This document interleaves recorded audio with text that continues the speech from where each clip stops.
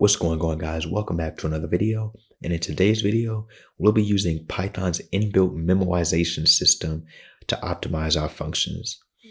Let's get right into it. So in previous videos, we've programmed the Fibonacci sequence. In the first video, we just programmed it so that I could show you guys what it was and how we would program it, but it was kind of slow. So in the second video, we used memoization to optimize the function. And this is what we did. We created our own caching system so that once we found the Fibonacci of a number, we would store it in a dictionary, and then we could come back and use that value later when we needed it in the program. So that is this function right here, define fib.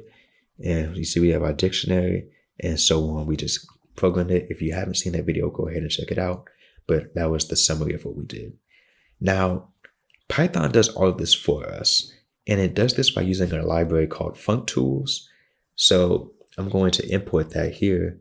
So functools, it allows us to use something called LRU cache. So this is Python's inbuilt memoization and caching system. And I'm going to import that now. So from functools, import LRU underscore cache. Whoops, I did import. I meant to do from functools import LRU cache. And now you see we have this function. We created our own caching system.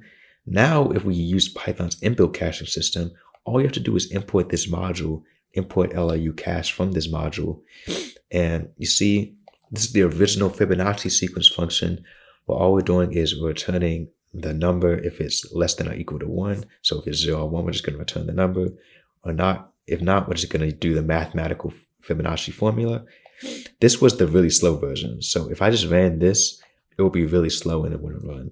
But if I use this decorator from this module that I just imported at LRU underscore cache, and I put the parentheses here, Python, it optimizes it for us.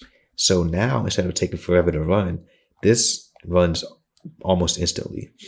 So these two functions are essentially doing the same thing. They're each using their own caching system, and they both immensely speed up and optimize the function. So I'm going to run this program, and it should print out the Fibonacci of 60 twice. And it does so. Actually, it only did it once. Let me try this again. Here we go. So it printed it out twice. It did it almost instantly. And that's exactly what you want. I'm going to show you what would happen if I didn't use this decorator here. And this is just the original Fibonacci function without any optimization. You see the first function runs. The first print statement here runs for the first optimized function. The second print statement did not. It is still going on, and this will go on for hours. It'll be a very long time before this eventually prints. So I'm just going to kill the program because I don't want to sit here all day.